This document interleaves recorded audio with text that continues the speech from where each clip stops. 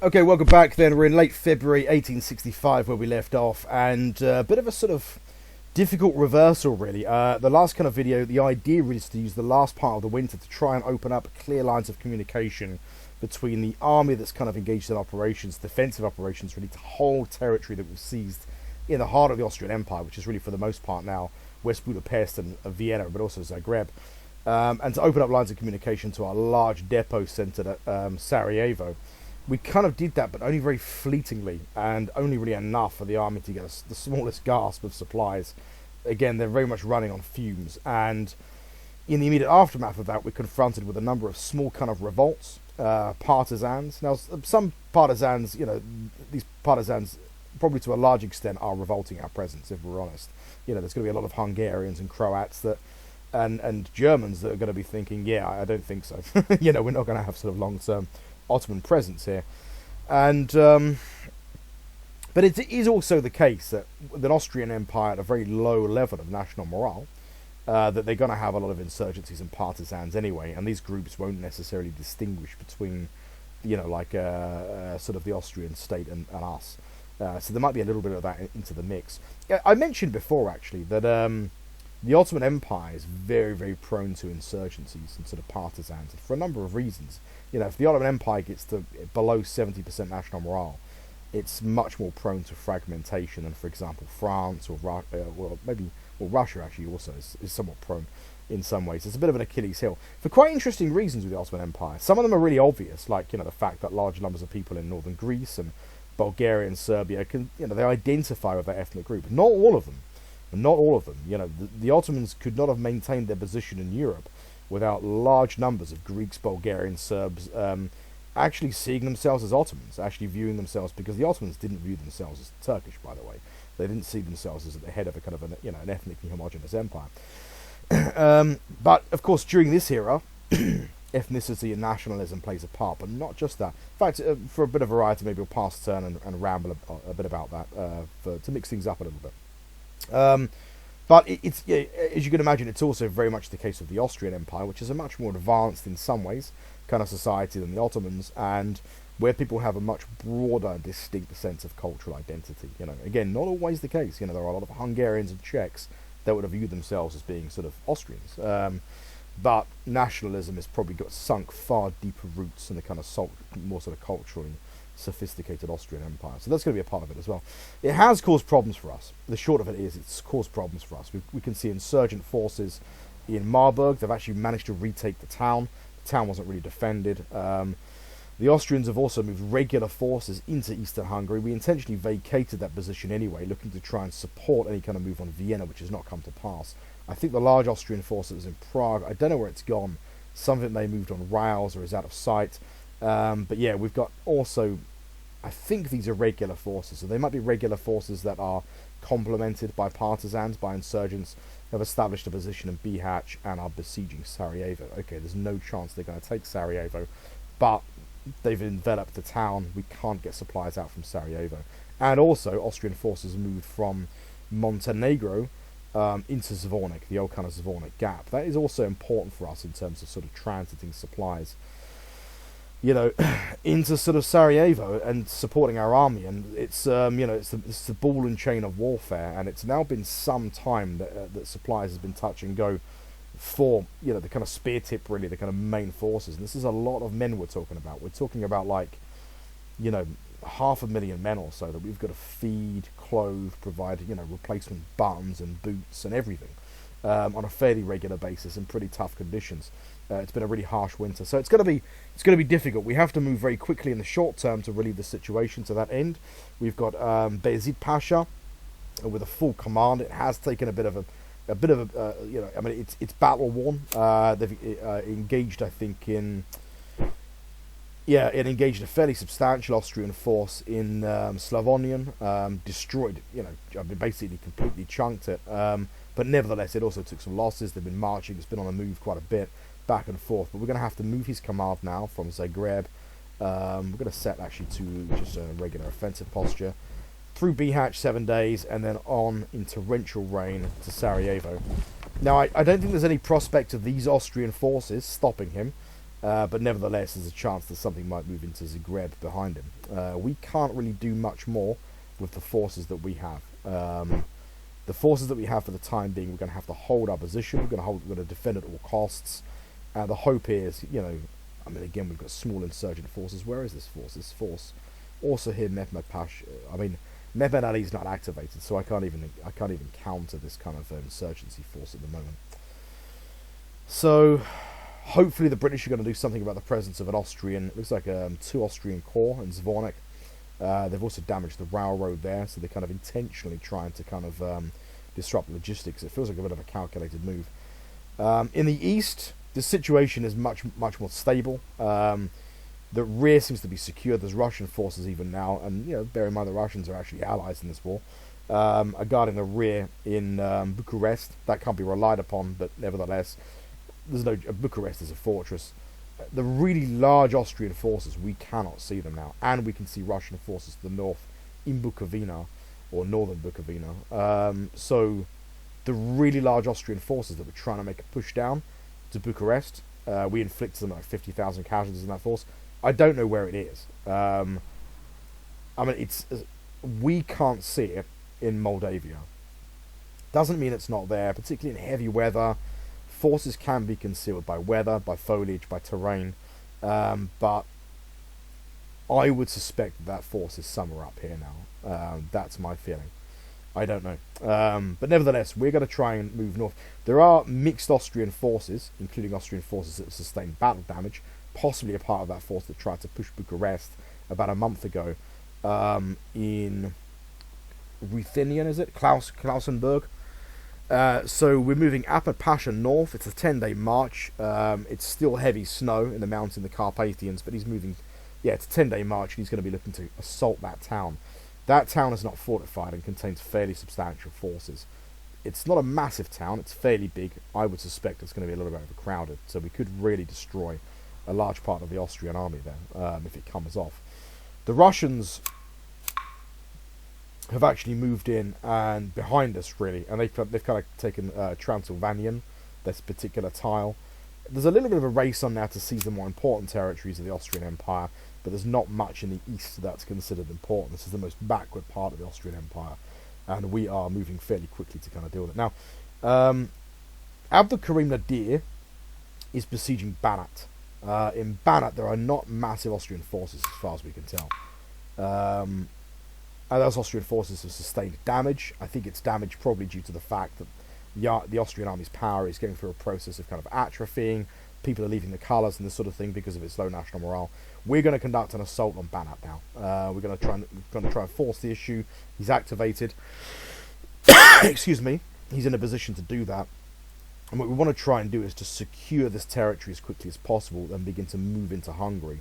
And the sooner we do that, the better, because this means that we can basically begin to offer support with 3 independent army commands to our position in central Hungary and Vienna. And this is the political heartland. This sort of area here is the political heartland. This is the area that we need to hold for as long as possible.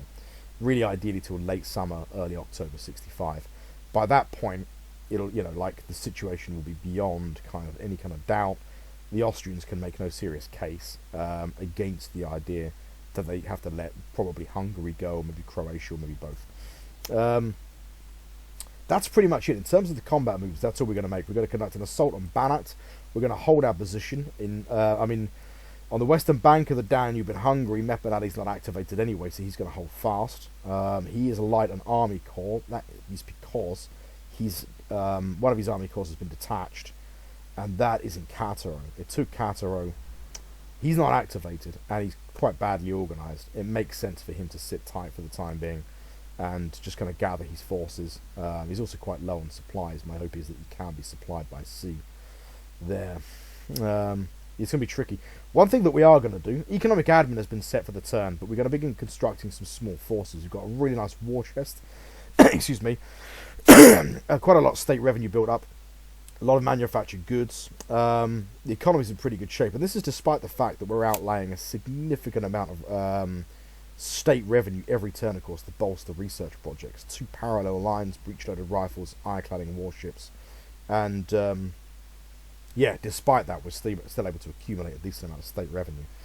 We don't want to eat into that too much, but we are going to start building some brigade-sized forces. Let's have a look what we've got. Division. Yeah, brigade-sized forces. Not much. Okay, now we have them right. Infantry brigade.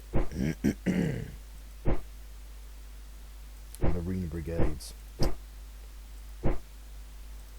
Okay, we'll start off. Let's start off with an infantry brigade. We'll build that here. Sorry, a cavalry brigade. I beg your pardon. We'll also build a mixed brigade. A bit of combined arms. And we'll also build another cavalry brigade.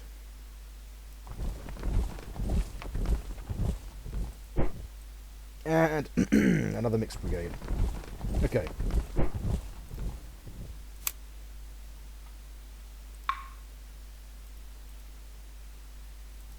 Very good. Cool new uniforms. Very nice.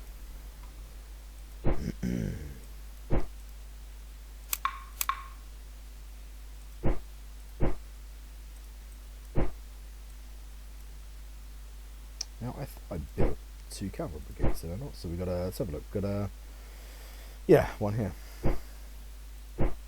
Now these forces, so it's 2 cavalry brigades, 2 mixed brigades. So mixed brigade basically contains 1 regiment of infantry, 1 cavalry for a little bit of combined arms. So it gives a bit more sort of defensive quality, I suppose. The role of these kind of small formations is to act independently without commanders, which small forces are quite well suited to do. They don't really require much in the way of supplies. They don't get much of a penalty. They get a penalty, but combat penalties impact small forces far less. So you're encouraged to use them independently. The idea is these small forces are going to kind of hold the interior, hold the rear. If they're engaged by large forces, of course they'll fall back. But their purpose is to counter kind of brigade-sized forces and partisans, insurgents. We might build a division-sized force as well, something like that at some point, maybe if the going gets a little bit tough. But we're going to try and clear a bit of ground anyway in the short term, and yeah, march south and sort of lift the siege at Sarajevo. That's pretty much it in terms of our combat moves. That's it. Economic admin has been set. I'm just going to double check.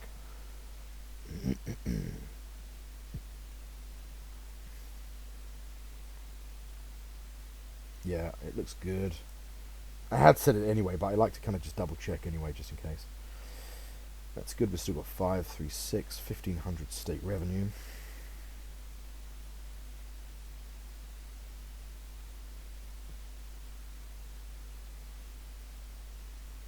We've got a railway going in B hatch.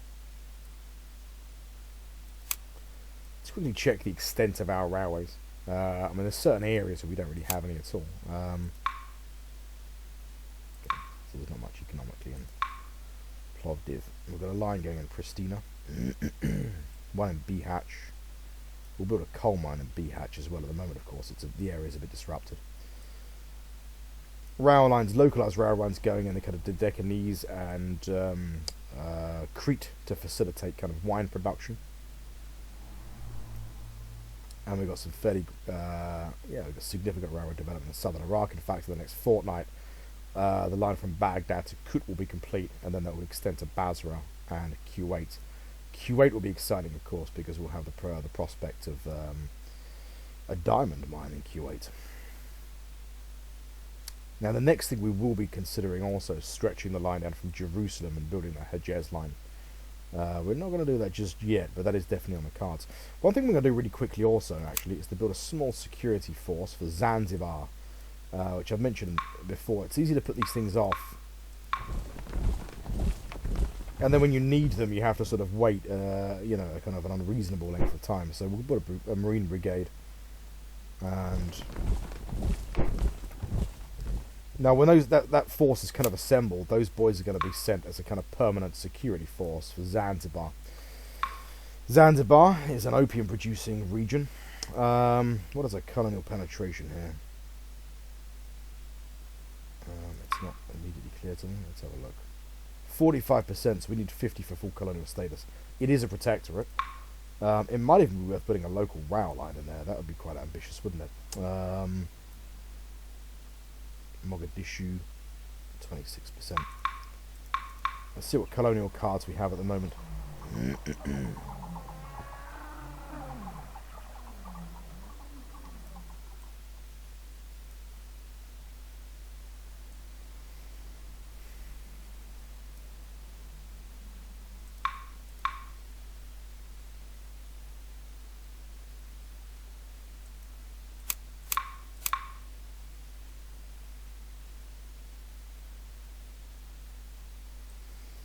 Well, I'll tell you what we might do actually is we'll send some merchants to Medina.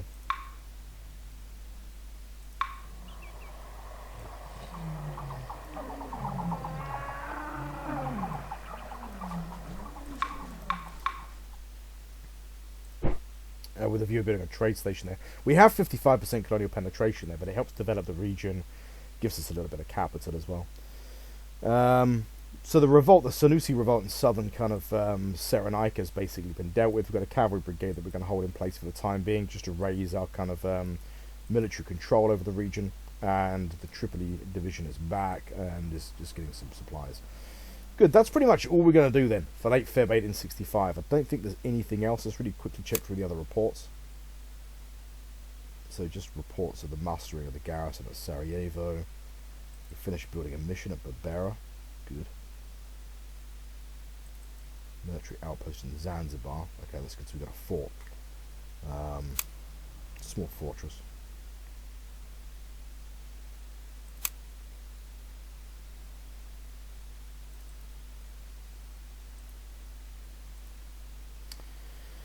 Captured some supply wagons from the Austrians. They obviously got caught being passed through Vienna.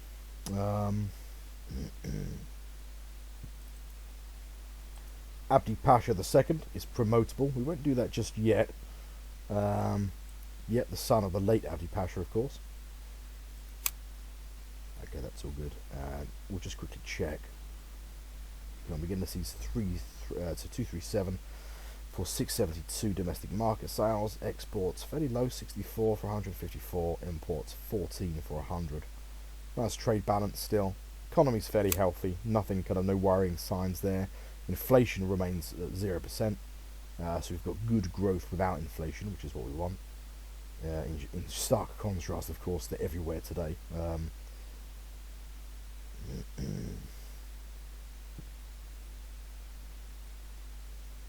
Okay, and none of those reports are troubling. They're all kind of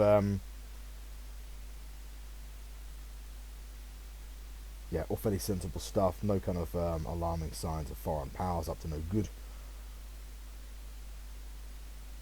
And just trade stations sending gems and opium back to Constantinople for the domestic market. Very good. That's it then. So we'll pass turn. And it's late Feb, so we'll pick up in early March. Actually, yeah, I'll talk a bit about insurgencies and stuff. Why the Ottoman Empire. So let's pass turn. And I have a mouthful of beer. I just before beginning recording this video, breathed some beer in, which is I don't recommend it. For drinking, not for snorting. So yeah, the Ottomans were particularly prone to kind of insurgencies, and it wasn't necessarily subject to their kind of ethnicity in the mid-19th century. And I'm not any kind of authority in the Ottoman Empire, by the way, or anything like that. So this is just sort of my interpretation or take based on my understanding of things. But a lot of this is a lot of these insurgencies were Turkish or Turkic in character. They were based in sort of Anatolia. And a lot of that is really because of the kind of character of the Ottoman Empire and also the transformation that it was going through in the mid-19th century. And it's very specific in some ways to the Ottoman Empire, but also just the universal characteristics to early modern empires. If you looked at a map of the Ottoman Empire, at the kind of peak of its, the apogee of its imperial power in, I don't know, the 17th century, something like that, it controls everything from sort of, Budapest in the north to kind of Aden in the south. From Baghdad in the east to Casablanca in the west. And it's easy in a kind of Flintstones-esque way to look at that map and think, well, it's an empire. The Ottomans control that region. In the areas where it borders other powers, there are probably border posts or border checking points. And in all of the towns, there is a kind of tax office and, the Ottomans have administrators. And it is true that the Ottomans had a fairly sophisticated kind of civil service and bureaucracy, at least before Europeans kind of caught up with them and then surpassed them in that manner. But also before Suleiman the Magnificent, or Canon, lawmaker, passed a load of laws that relaxed the criteria for entry into Endurin, meaning that they could be Muslims, they didn't have to be European slaves, they could reproduce, which led to the establishment of powerful bureaucratic families. And that in some way a little bit also led to the kind of erosion, the potency of the Ottoman civil service and administration. But in any case, it was always a really small civil service and administration. It's not like the kind that you'll have in a modern state, comprised of thousands of tax collectors and this kind of thing. You know, an early modern state, I mean, arguably any kind of state really, but an early modern state is really just an army. It's also the case of a kind of a medieval kingdom, and for the most part also a classical society. It's mostly just sort of an army. And yeah, the Ottomans did have a fairly elaborate civil service and a bureaucracy to really insulate the ruling house, and that did give it some advantages. But yeah, the state really in its distilled essence is just it's just a monopoly on violence. You know, it's the right to kill. A state official in the service of the state, that is to say a soldier or a policeman of sorts, can kill someone, has the right to do that. That's still true today for the most part. If a soldier kills someone, they're a hero. If a random does it, you know, they're a whack job. And, you know, I'm not saying that's an unreasonable way to view things, but it is a fact, you know. And that's very much the case for kind of early modern states. Now, an early modern state is very small and has very limited means. And a really colossal empire like the Ottomans cannot simply have bureaucrats and civil servants that administer and govern every single region of the empire. It's never going to happen. It's absolutely impossible to do that. So the way that this empire is governed and administered in lots of areas, not all of it, in some areas, especially actually in the Balkans, which is where you have ethnic Europeans and Christians, Constantinople, Western Anatolia to a large extent, you have a much more central kind of rule where you have, you know, the state can kind of impose itself much more. But even there, even in the Balkans actually, large tracts of the empire are governed by local strongmen, cartels, you know, local sheikhs, and they're sort of overseen by beys and governors and this kind of thing. But they, these are sort of these are groups that, I mean, this is just how empires are run at the time, especially the Ottoman Empire. And this was not seen as a feature of backwardness or a weakness, because it's a kind of decentralization. In fact, you know, it would have been viewed as the fact that an empire can do this, that they can bind all these different interests together, would have been seen as a remarkable thing, you know, at the time, and it would have been a testament to its strength and its sophistication and this kind of thing. But large parts of the Ottoman Empire would have been kind of semi-autonomous, and this is shown also when the Ottomans go in decline in the 18th century. They go into decline in the 18th century. They go through various crises. It means the Ottoman Empire easily fragments because large parts of the empire are governed by local strongmen that at some point in their history would have been approached by the Ottomans. It's clear that the Ottomans are militarily very powerful. Now, the Ottomans could move into any of these areas, and they could just, you know, they could wipe out whatever group governs the area, whatever group runs the area, and then they're confronted with maybe a 20 or 30 year sort of insurgency, and then after that, you know, maybe one day the place will pay for itself. But then who are they going to send to administer and run the place? And because of the limitations of communications at the time, anyone that you send to, for example, Tunisia is going to develop exactly the same kind of attitudes and characteristics to the people that you just murdered. So it's much easier to approach local rulers, come to some kind of arrangement and deal with them. You know, you can run the area, you can have privileges, you can run the area, kind of as you largely have. We want a kickback, we want some of what you make. You know, we're not going to interfere too much. And essentially you're promoted to being a kind of state official in the Ottoman Empire. And most local rulers would want to do this. And not just local rulers, but also cartels, operators, bandits, brigands. You know, like a really good example of this is like Hegedin Barbarossa, you know, really famous Ottoman corsair, runs a kind of an enterprise, for want of a better word, off the north coast of Africa, raids southern Europe, and for slaves and booty and this kind of thing.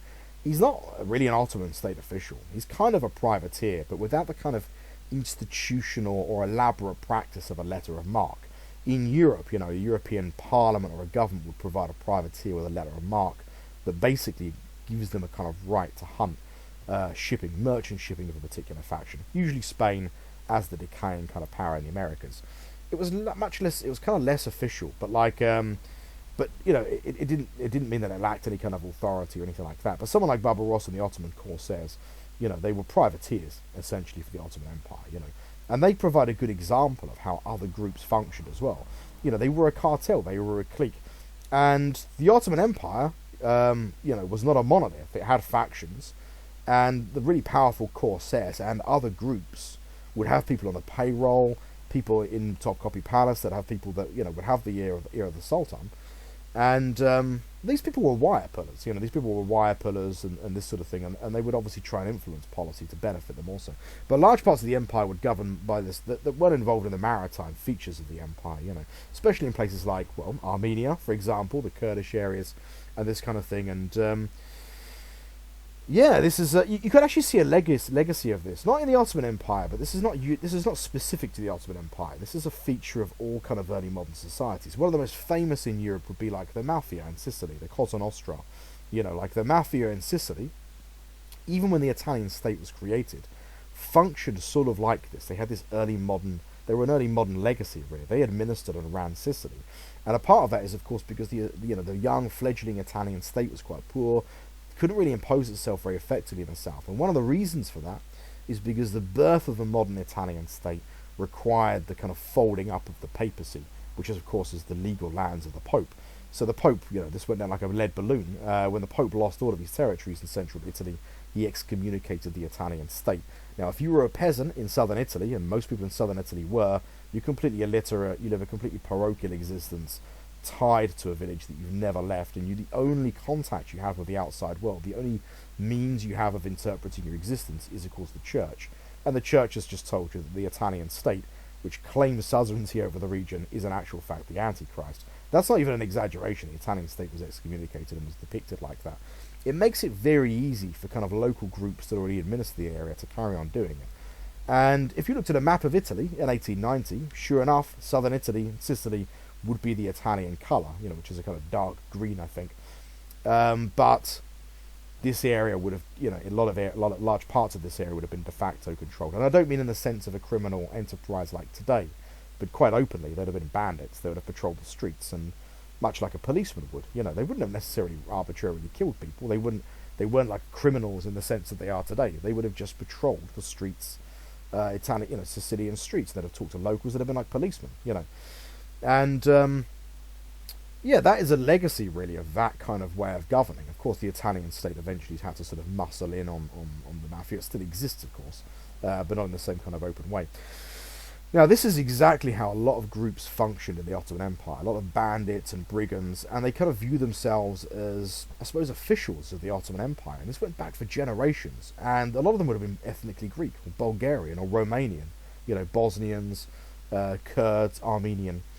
Now, one of the real problems that the Ottomans had in the mid-19th century is once they were able to recover, the penny dropped that without a kind of legalistic institutional basis for their presence, colonial penetration by European powers was very easy. If you have a system that's based on coercion, persuasion, and kind of word of mouth and a kind of vague inheritance tradition, it means that Europeans can just show up, they can build a mission, they can build a trade post. After all, I mean, how can you really argue that this is legally Ottoman territory? It's governed by a group of brigands. This is how a little bit how the kind of French moved into North Africa and Algeria and Tunisia and this sort of thing. But the real problem that the Ottomans had when they passed the sort of Tanzimat, began to implement the Tanzimat, as the Tanzimat is a lot of things, but one of the things it also is an attempt to build an institutions-based government where the government moves in and directly governs that region in a kind of modern fashion. That involves state officials being sent to a region, a telegraph office being set up, a proper newspaper, a proper police station, like an army base and this kind of thing. And the problem with that is of course the Ottoman Empire had really always been built and existed on the basis of a kind of certain degree of understanding with local groups. That facilitated its demise, of course, during periods of weakness at the centre. Local Ottoman governors, whose job was to oversee this collection of interests and ensure that the imperial government's interests were represented. It's precisely these people that tried to become independent and would pull away. But during the Tanzimat, the Ottomans needed a kind of legalistic basis for control over the territory that they had. So they did, just as I said, they tried to move officials in. And I'm just currently rewatching Deadwood, which is great. But I was kind of thinking whilst watching that everywhere in the Ottoman Empire would have been like Deadwood.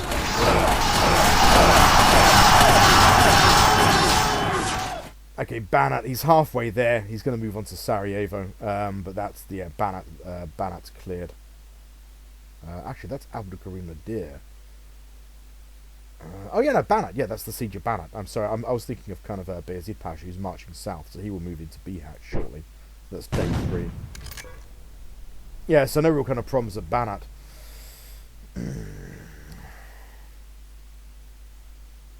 I'm waiting for the kind of so Bihat. I guess he passed through Bihat. Day 11's gonna be Sarajevo. Or day 10. So yeah, I'm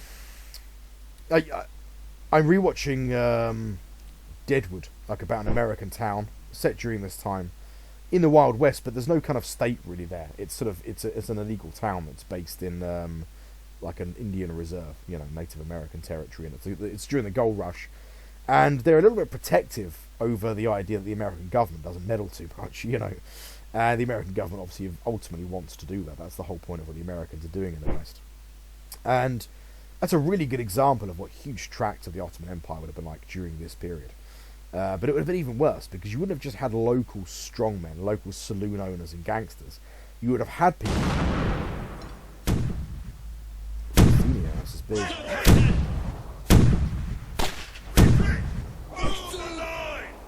That's another win in the bag. They just can't do it. I mean, they don't have the forces really either, but we suffer 16,000 casualties, inflict 26,000 tough weather, 6-round action too. Yeah.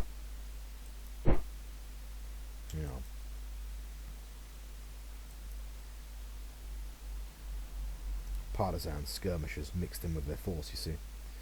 So those partisans are actually specifically fighting against us. They're not just generic kind of brigands that are being formed on the basis of the sort of weakness. You see here also, Bavarian forces. This could become interesting. Because of course Bavarian forces won't be affected by the same demoralisation that the Austrians are. Another big action of Ruthenian. That's the remainder of that force. That's big. At Klausenberg, you remember that force was basically inside a town. So that force has been absolutely decimated. 20,000 casualties. Ooh, 24,000 prisoners. I think that's the first time we've ever taken more prisoners than inflicted. So that's basically a wholesale France 1940 style surrender. Look at our casualties. Unbelievable. 640 men, 563 horses, 20 cannons. We do actually lose ranged. Yeah, so what this looks like is our army has basically shelled the absolute hell out of that town. Based on the number of casualties, it's clear that we're not looking at a big infantry assault, but they've just shelled it. They've just shelled it until they've surrendered. Lovely stuff. Yeah, that's really good. And some national morale in the bag for us as well.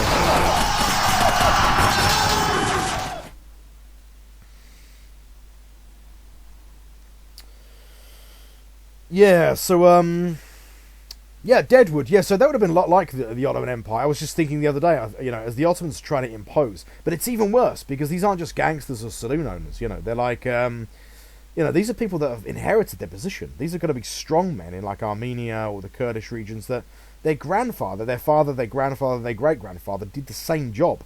They were basically a kind of an imperial administrator, but they were local headmen. They were local strongmen, basically, that ran a kind of an operation that they inherited, that basically governed the region.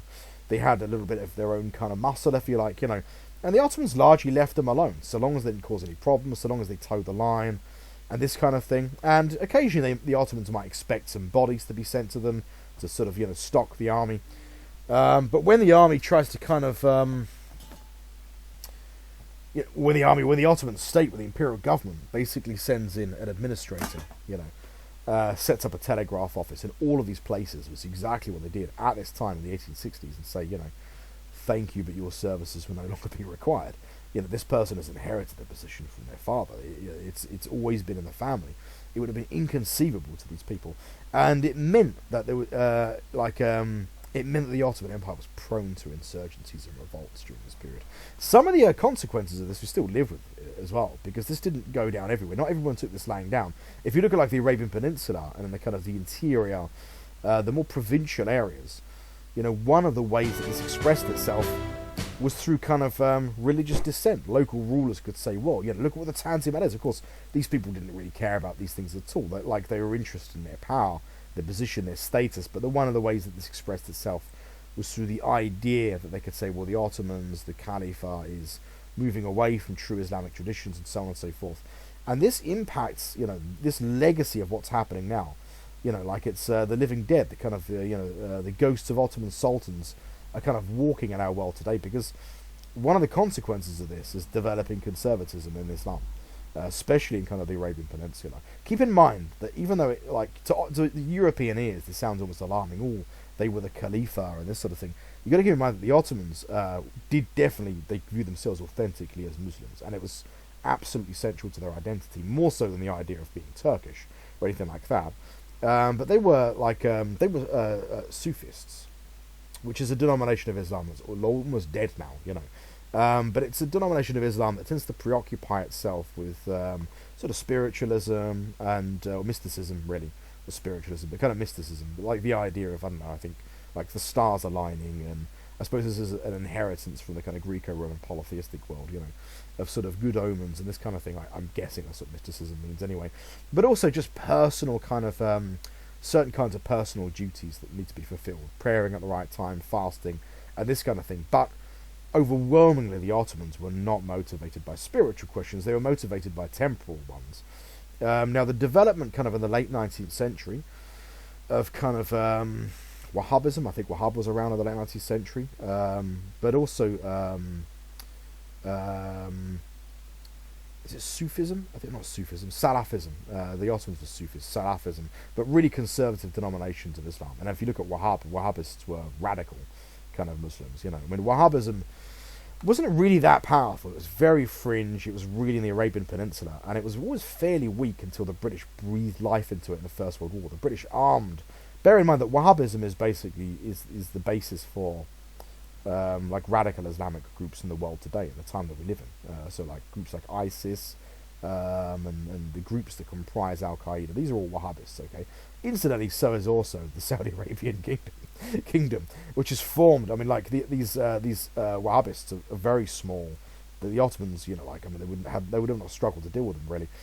Were not for the fact that the British armed them to the teeth, poured huge amounts of resources, and of course sent an intelligence officer to try and kind of train them and organise them and this sort of thing.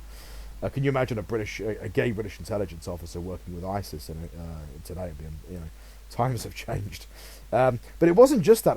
Once Saudi Arabia was formed, and we were moving beyond the kind of period of this game, in the mid-19th century, or the mid-20th century rather, like a sort of 100 years from now, the Americans, with the help of the Saudi Arabian kingdom, set up kind of Wahhabist madrasas scattered all over the Middle East, doing this presumably with a view to kind of undermine the Soviet Union. And, well, the rest is history. We kind of know what came of that, of the war in Afghanistan, and with the Soviets and so on and so forth. And you can see then the legacy of how the Ottoman attempt to implement the Tanzimat and rein in local powers even had an impact on the character of Islam and the world today and this sort of thing. But there we go. Let's have a look at the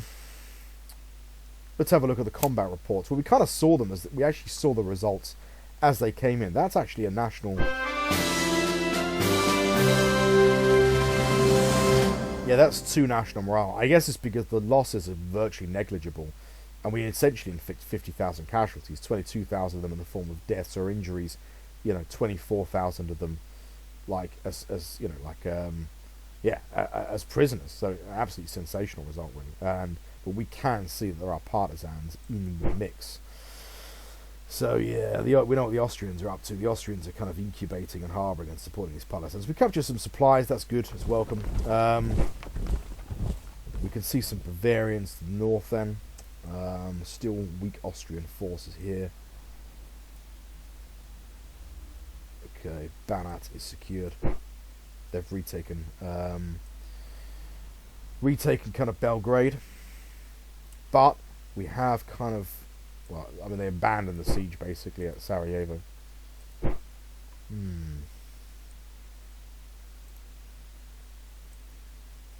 How are supplies?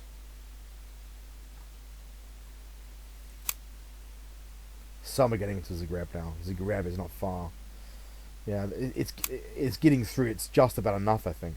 Just about enough. I mean, Bayezid Pasha's basically going to have to sit tight now. He's done all he can. Let's keep him secure in the ground around... what's the weather like? It's really heavy snow. Let's just get him inside the fortress, I think. Yeah,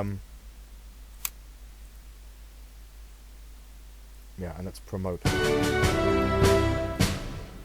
Abdi Pasha. So let's have a look what we do here.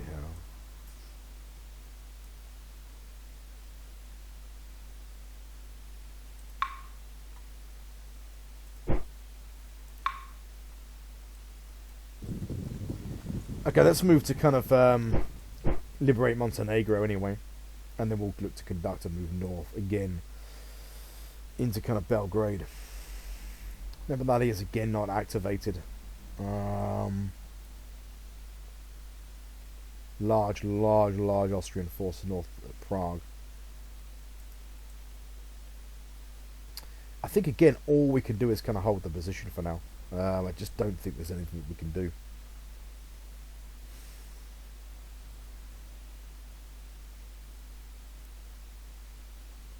At least we've got some sort of British forces in the kind of interior, I guess. I mean, this Austrian force I don't think is large enough to kind of really sort of present any sort of challenge. These Bashi Bazouk forces might be helpful actually as a kind of counter-insurgency force.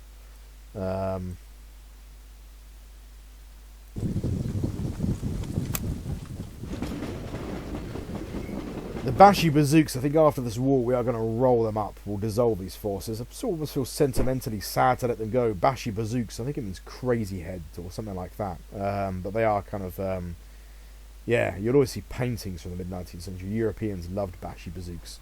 They didn't quite look like civilians, but they didn't look like normal soldiers either. They just had this really dramatic, kind of colourful uniforms, you know. And by this time they're really just a paramilitary unit. That wasn't always the case though, you know. But yeah, Bashi Bazooks. But I think it's probably time we finally say goodbye to them and replace them with more sort of formal units. Just having a bit of a scout around the rest of the empire, see how things are going. So we've got a rail line in Kut. We even get a nice display on a map that shows us that. That's not the case of all of our railroads, of course.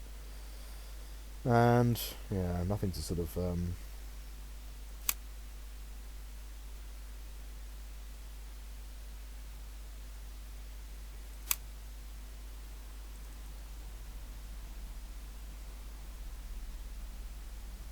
Okay, we've got full military control into Greb.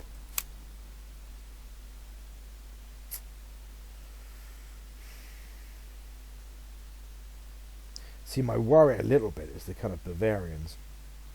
The Bavarians, and there's a large Austrian force to the south there also. This could be dicey.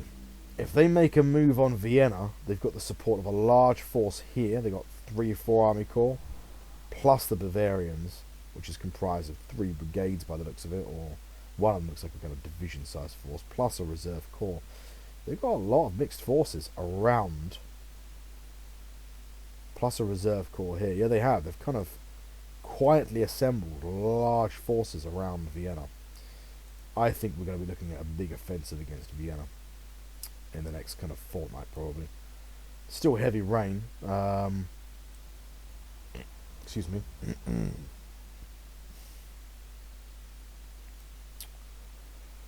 Yeah, what do we do?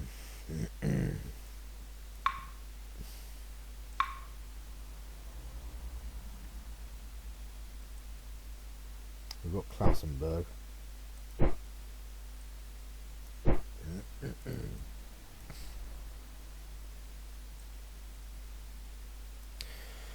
These forces in the east, they just look like kind of residual fortress forces that have been kind of nudged out. They don't look like anything to worry about. Rita Pasha is activated. Never thought I'd hear myself say that sentence. 15-day march. Let's do it. We're passing through kind of what sort of partially Russian, mixed Russian Ottoman territory.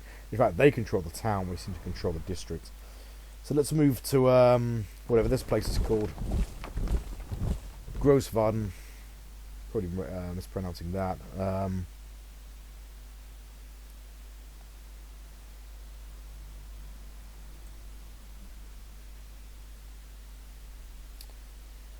Yeah.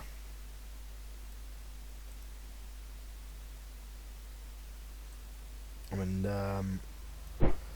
Abdul Karim isn't activated. I wonder how long it'd take him to march across. 15 days. Again, everything seems to be 15 days, doesn't it? We might do that anyway, just to position himself to besiege Sofia. And then once Sofia's captured, we can move north to Sombor and begin to conduct a kind of two-pronged move on really kind of eastern Hungary, and then link up with the main force. But it looks to me like they've marshalled a lot of their strength around, around Vienna.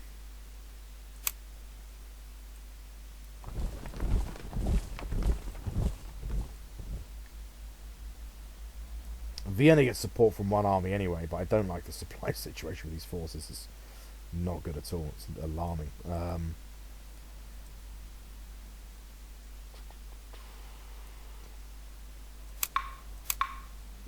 What's the supply like? He's got one supply, so Bayezid Pasha's got one supply train that's partially full. How long would it take to get that north? 22 days? Okay. We're going to do that. We're going to spend the next fortnight trying to get that supply train to link up. That gives him a little bit of supplies at least. It might be worth switching out one or two of his empty, one or two of his supply trains that are empty, and bringing that to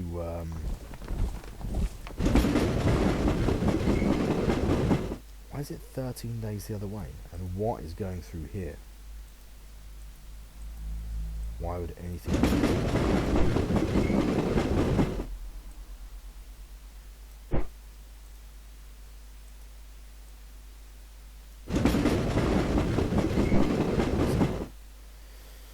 yeah, nice one, guys.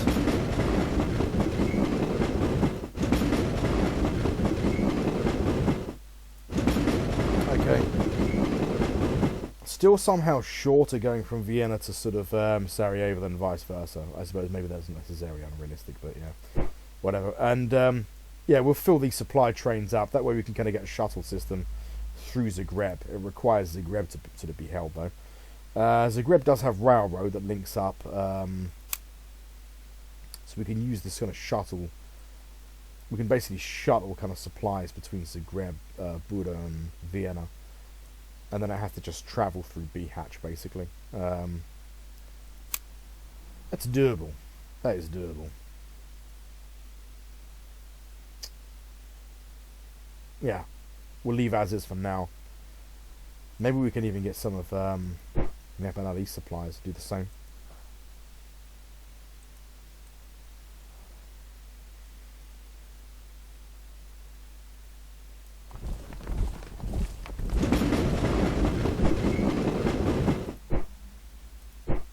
Okay, good.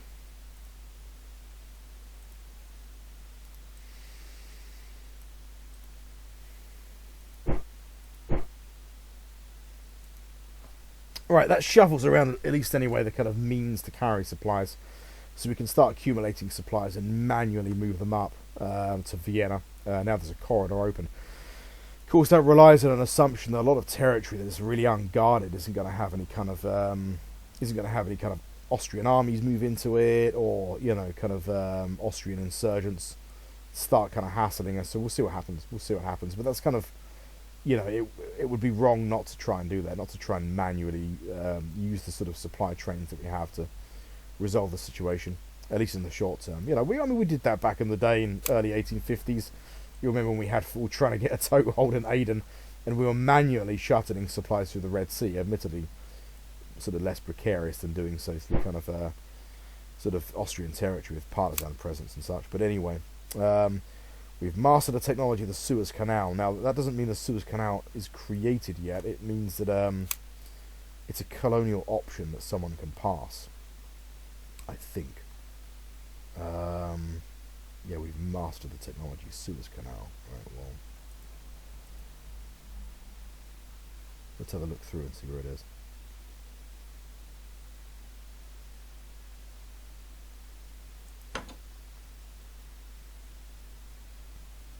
Triggers new scripted events.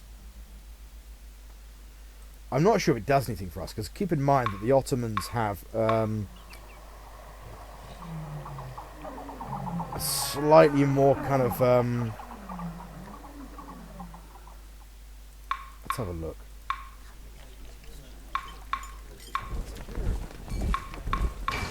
Yeah, it's not something I can build.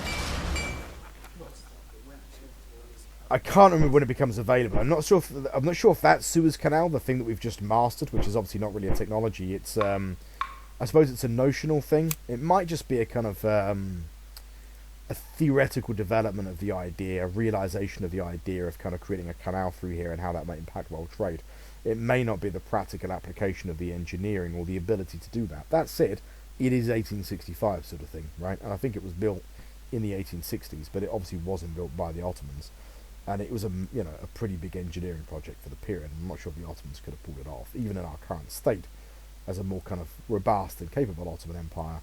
It might be a little bit beyond our reach, so it might be the British or the French that intervene and do it. If they do, maybe they don't. That being the case, it never gets built. I mean, it's hard to imagine a world without the Suez Canal, isn't it? Really, it's sort of one of the great wonders of the industrial age. But maybe it doesn't happen. We'll see. Okay. Alright,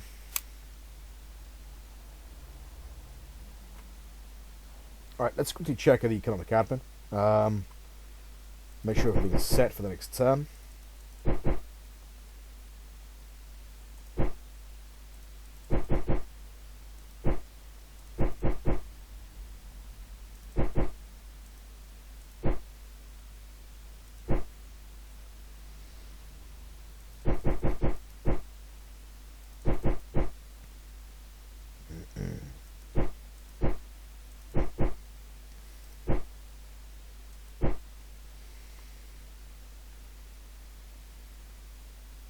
Wine production is ramping up.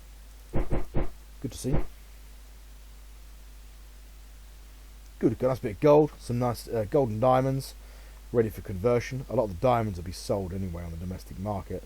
Gold less the case. Yeah, that looks good. Let's check our assets balance, make sure that everything kind of that doesn't cause any kind of problems. No, inflation's still low. Good. Check on the kind of indices.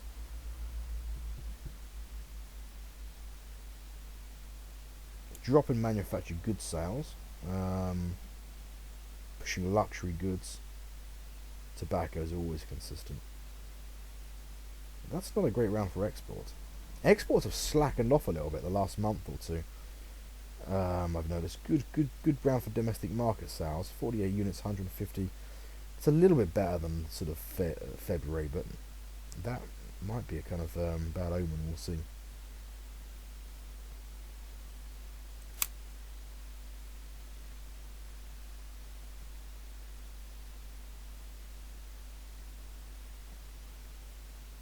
A peace offer initiated by Russia has been agreed upon by Bavaria. Well, of course, because Russia's at war with,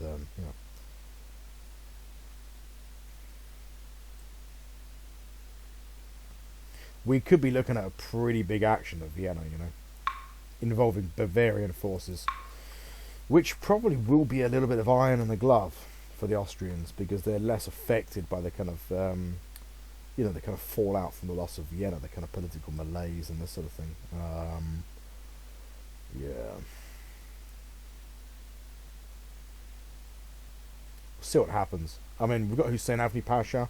He's like our best commander, really. He's a good defensive commander, solid defensive commander, a sound tactician, and he's got the support of an additional commander, the Mehmed Ali. So he's going to be able to draw on like a good 200,000 men, plus whatever garrison musters in Vienna. Let's check out what the Austrians are offering. They are periodically offering peace, we're just ignoring it. Same thing, 137 each year for 20 years. Sounds great, but they kind of, they've expended any trust, really.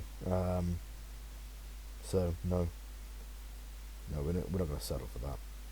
Let's check our other reports.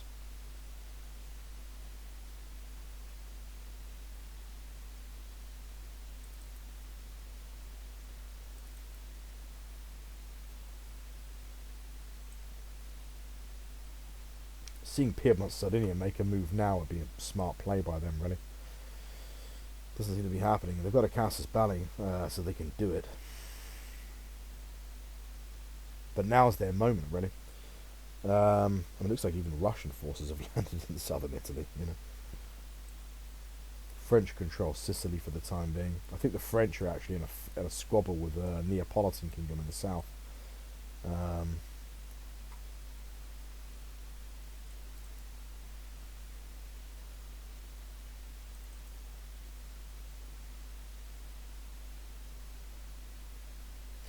It'd be so nice to muscle in on some of Spain's colonial position. I mean, like, you know, why the hell is Spain, a completely decayed kind of imperialist power, have any kind of position in the Pacific? Timber, iron. We could put that stuff to really good use. Tropical fruits. We'll keep a focus, I think, in the terms of the Pacific. Maybe initially it will solely on Sumatra.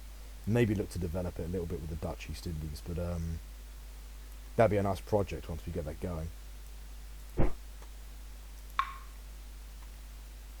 Okay, that's it.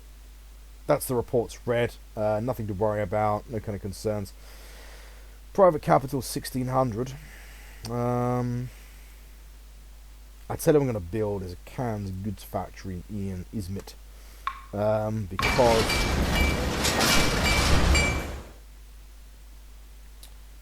because we've got a huge amount of preserved foods that we can convert. Good. Let me quickly check assets balance, make sure that hasn't disturbed anything too much. No, it hasn't. Yeah, preserved foods is crazy. And we need to start kind of developing the means really to deal with that. I mean, we can just turn conversion off so that we don't produce any. And but at the moment, none of it is lost. None of it is lost. The economy is big enough that it can hold a lot of stock now.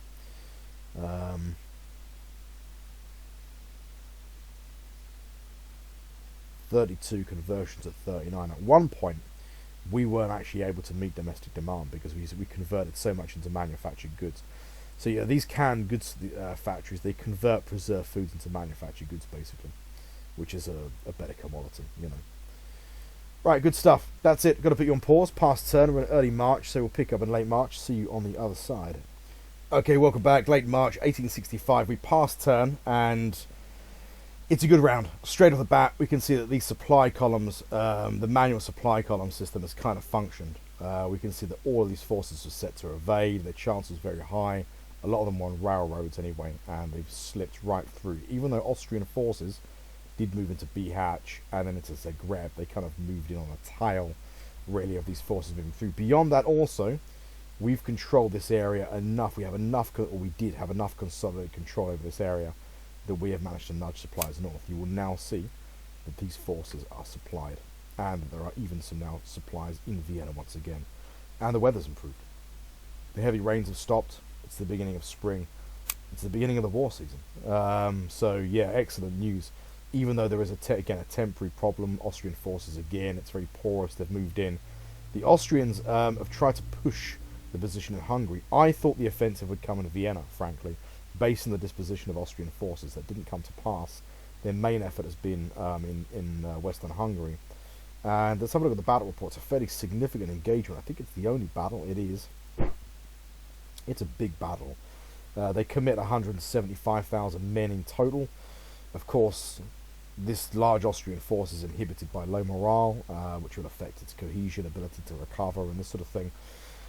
We inflicted devastating defeat on them, and we destroyed 2 regiments entirely. 82,000 casualties is unbelievable. You know, that could easily mean that anything from 10, 15, maybe even 20,000 of those kind of guys died. Horrific casualties for the Austrians, and yeah, I mean, it's a good result, but you think, Christ, I mean, we saw from the Second War of the Austrians that they do have a capacity to withstand these kind of casualties, but with us occupying some of the most popular regions of the Austrian Empire, you know, what their capacity is to replace those losses, I don't know. It remains to be seen. But, yeah, so a success in Western Hungary.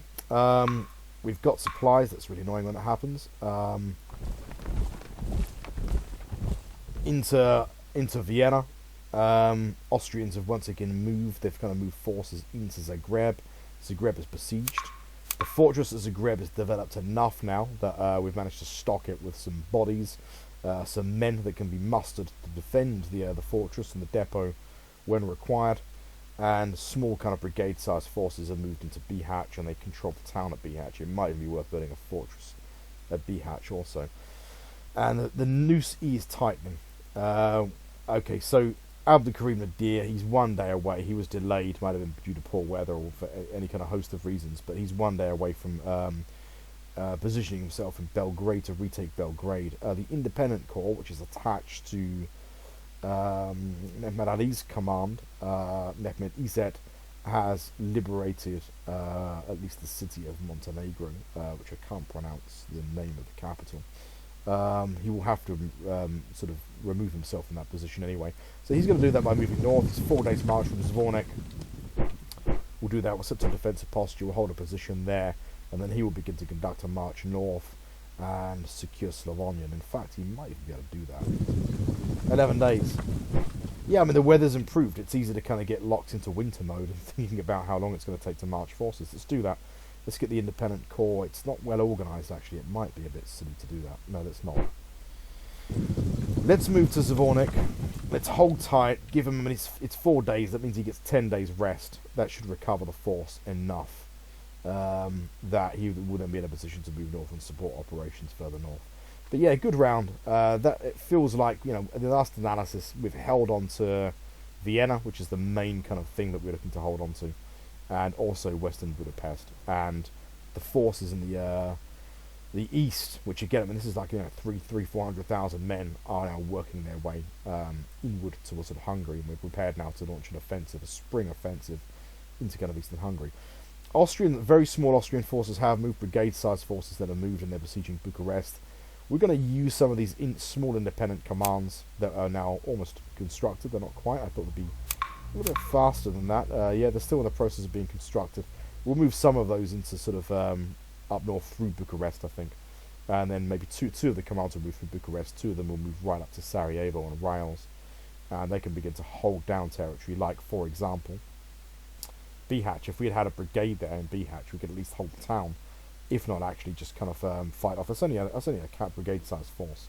So you want to try and kind of get some small light forces in, also to provide some reconnaissance in the interior to sort of get a clearer idea of where Austrian forces are. That's pretty much it, though. So yeah, we're still building those small forces. Only one significant engagement, and for the first time since we've held Vienna, we've managed to get a huge gasp of air. And actually, I mean, there's a lot more supplies in Vienna now than when we first took it. So we've managed to get a fairly, substantial amount of supplies into Vienna. We've still got, of course, a command, which is now completely recovered. Abdi Pasha's been promoted, Abdi Pasha II. We give him command of the Imperial Guard, or one of the Imperial Guard Corps. And then we've got all these supply forces, which we're going to move north.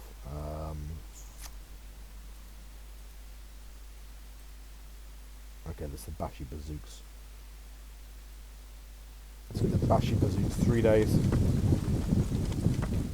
We'll set the Bashi Bazooks to offensive and a feint attack, so that if he's confronted, that small force can fall back. We're going to use these Bashi Bazooks to try and secure Slavonian to the south. It makes sense to do that. Let's see what Austrian forces, what they've got here. Yeah, damaged forces, they've pulled back, that's good. Probably going to be another fairly sizable engagement, I reckon, in kind of in West Budapest in the next fortnight. What losses here? One of those army corps suffered really heavy losses. Okay. What I'll probably do is leave it there, and we'll pick up where we've left off in late March. It's kind of February to March.